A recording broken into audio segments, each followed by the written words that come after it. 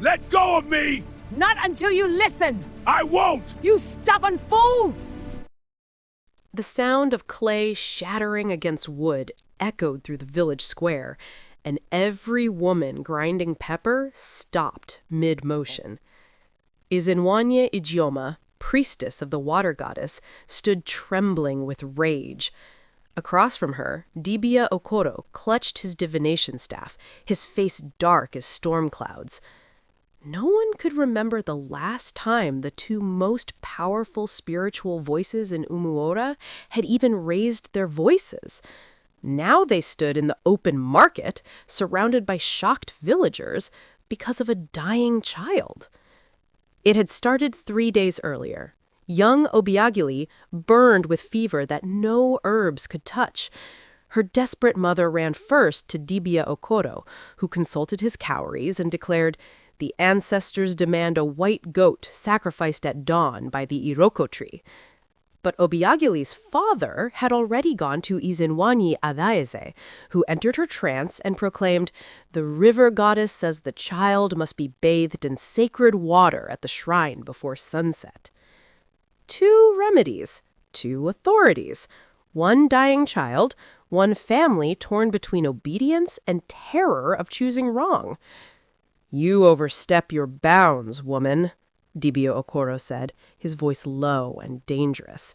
"The ancestor spoke clearly. Your pride endangers this child." Izinwanye's eyes flashed. "My pride? You ignore the goddess who has protected this village since our grandmother's time. The child's spirit wanders near water. Your goat will save nothing." Obiageli's mother collapsed between them, weeping. "Please, please, which do I follow? My daughter is dying." The words hung in the air like smoke. Around them, the village had divided without speaking. Some stood closer to the Dibia, others to the priestess. Husbands and wives exchanged uncertain glances. The harmony that had always balanced their traditions was cracking. When Dibia Okoro reached to place his hand on the mother's shoulder, Izinwanye Ijeoma stepped forward to block him. The contact was slight, but intention was clear.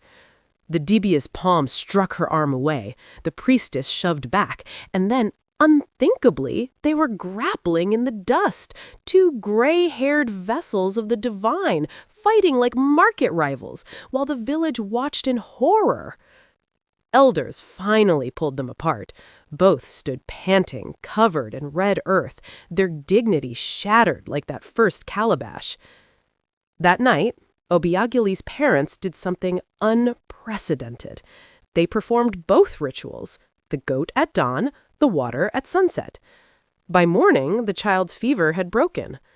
But no one knew which remedy had worked, or if it was both, or neither, and the spirits had simply shown mercy. What everyone knew was this: the village had seen its spiritual leaders as warriors instead of healers, and in that dust and anger, something sacred had been broken that no ritual could easily mend.